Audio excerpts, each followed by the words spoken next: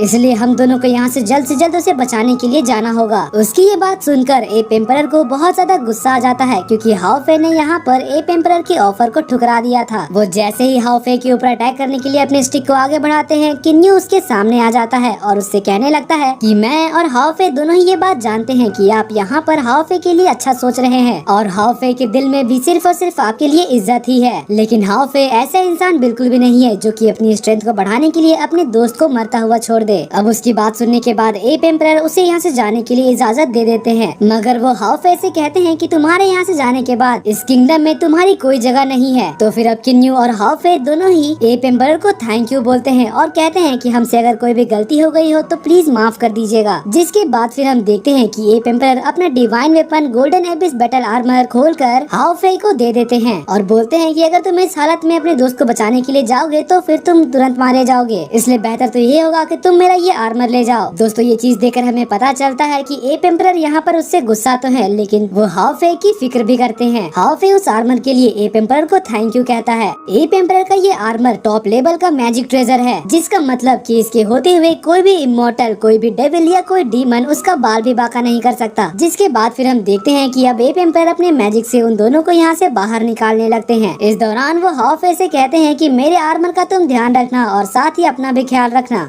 अब उनके यहाँ से जाने के बाद bull demon emperor app emperor से कहते हैं कि तुम्हारा दिल तो सच में बहुत बड़ा है, मुझे लगा नहीं था कि तुम अपना आर्मर उसे ऐसे ही दे दोगे। जिसके बाद फिर बुल डीमन एम्परर उससे उसकी कल्टीवेशन लेवल के बारे में पूछने लगते हैं। तो एप एम्परर अपना स्टिक निकाल कर बुल डीमन एम्परर को फाइट के लिए चैलेंज करने लगते हैं, मगर बुल डीमन एम्परर तो उससे फाइट करने के लिए इनकार कर देते हैं और वहाँ से जाने लगते हैं। फिर सीन चेंज होता है और हमें जियान लैंग का पैलेस दिखाया जाता है जहाँ पर वो कल्टीवेशन कर रहा था। उसके कल्टीवेशन में ब्रेक थ्रू करने के बाद सियर उसके पास आती है और उससे पूछती है कि तुम ठीक तो हो, जिसके जवाब में जियांग लैन कहता है कि किन्यू के वजह से अब मैंने फाइनली ब्रेक थ्रू कर लिया है। और फिर वो सियर से पूछता है कि तुम्हें पता है कि अभी किन्यू कहाँ पर है, जिस पर सियर कहती है कि किन्यू अब तुम्हारे लिए एक दुश्मन बन चुका है और इतना कल्टीवेशन करने के बावजूद भी अगर तुम उसे हरा नहीं पाते हो तो फिर तुम्हारे ब्रेक थ्रू करने का आखिर क्या मतलब हुआ। जिसके जवाब में जियांग लैन हंसते हुए कहता है कि अब मैं एक 9th लेवल का इमोर्टल एम्परर बन चुका हूँ, जिसका मतलब कि अब मैं इमोर्टल्स, डीमंस और डेविल्स के वर्ल्ड में एक बादशाह बन चुका हूँ। तो फिर ये किन्यू किस खेत की मूली है। तो इस पर सियर कहती है कि किन्यू का कल्टीवेशन लेवल कम होने के बावजूद भी उसका डिफेंस और अटैक पावर काफी ज्यादा है और अगर किन्यू ने अपनी हिडन पावर का इस्तेमाल कर लिया तो फिर हम दोनों मिलकर भी उसको हरा नहीं पाएंगे। जिसके जवाब में जियांग लैन कहता है कि वो पहले था लेकिन अब मैं उसे अपने एक ही अटैक से खत्म कर सकता हूँ, तुम बस देखते जाओ कि आगे क्या होता है। किन्यू की हार तो अब पक्की है। तभी सियर बताती है कि हमें अपने जासूसों से पता चला है कि किन्यू ने अभी कुछ समय पहले ही अपने दोस्त हाओफे को ढूंढ लिया है और वो दोनों स्टारफील्ड की तरफ निकले हैं जहाँ पर बीस्ट क्लैन लोकेटेड है और उस स्टारफील्ड में बर्ड क्लैन भी है। हाओफे का नाम सुनकर जियांग लैन बोलता है कि अब ये कौन है। तो फिर सियर उसे बताती है कि तुम हाओफे को कम समझने की गलती मत करना, उसे ग्रेट एप एम्परर ने ट्रेनिंग दिया है। अब क्योंकि जियांग लैंग एक लेवल 9 का इमोर्टल एम्परर बन चुका है इसलिए उसे खुद पर कुछ ज्यादा ही कॉन्फिडेंस हो रहा है। वो बोलता है कि चाहे मेरे सामने अब कोई भी आ जाए मैं सबको मार डालूंगा और अब जबकि हमें उनका लोकेशन पता चल गया है तो हमें उनके पास जाने में अब देर नहीं करनी चाहिए। और इतना कहते ही वो दोनों यहाँ से चले जाते हैं। और दोस्तों इसी के साथ आज का ये एपिसोड यहीं पर खत्म होता है। अगर आप इसका नेक्स्ट एपिसोड देखना चाहते हो तो नीचे मुझे कमेंट्स में जरूर बताना और अगर आपको मेरी एक्सप्लेनेशन और ये एपिसोड पसंद आया तो प्लीज वीडियो को लाइक कर दीजिएगा और जाने से पहले चैनल को सब्सक्राइब करके बेल नोटिफिकेशन भी ऑन कर लीजिएगा ताकि जैसे ही इसका नेक्स्ट एपिसोड आए तो आपको सबसे पहले पता चल जाए। तो मिलते हैं आपसे अगली वीडियो में, तब तक के लिए bye bye, be happy, be safe and thanks for watching.